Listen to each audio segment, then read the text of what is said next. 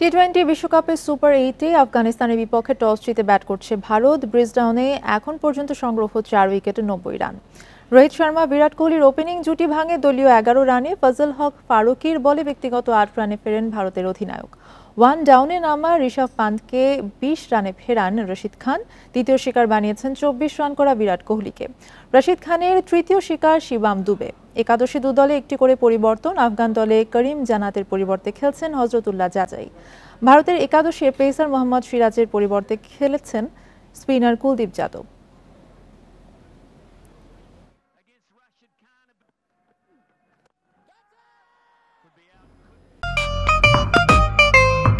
এমন ইন্সপায়ারিং বাড়িওয়ালা হওয়া সহজ, কারণ দাগ পরিষ্কার করা আরো সহজ। দাগ লাগুক যতবার, বার্জার ইজি ক্লিন একবার।